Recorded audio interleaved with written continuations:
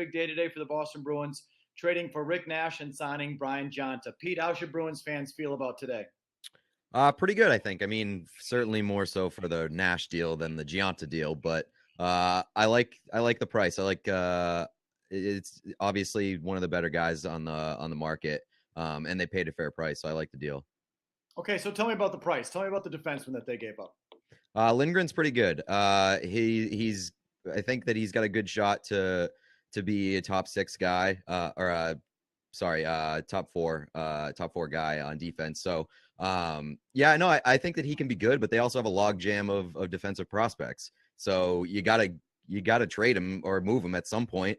And if you go out and get one of the better guys on the market, it's fine.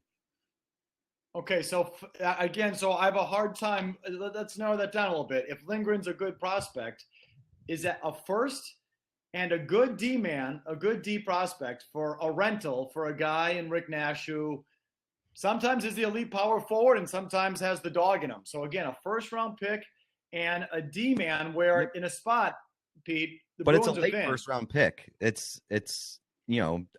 going to finish towards the top of the league. It's going to be a late first round pick. And also you have to think the Bolesky part of that deal is huge. They get that money off their hands.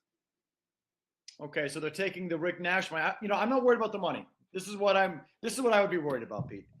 First round pick and a defenseman prospect in a position you're thin. Again, left side D, you're thin there. A first round pick and that prospect for a rental for a guy who I don't know what we're going to get. Half the time I consider Rick Nash or see Rick Nash or hear about Rick Nash, it's people complaining about how come he's not being like Rick Nash? Well, why is he, where's the power in the power forward? Where's the impact? Where's the elite status? That's half the time I hear about Rick Nash. That's what I'm hearing about. So he better play well and they better go deep or it's too much. I mean, it's a gamble for sure, but I think it's a smart gamble. You put him alongside Krejci, and we've seen in the past that Krejci does well with guys who are willing to get dirty and have size. And I think a line with DeBrusque, Krejci, and Nash is a go get him, get dirty line, and I like that. Okay, and I wouldn't say that giving up Lindgren is kind of depletes their defensive line. I mean, he wasn't going to be here for a few years anyway. They still have Zaboral. They still have Lozon. I mean, it's guys that they should be fine there.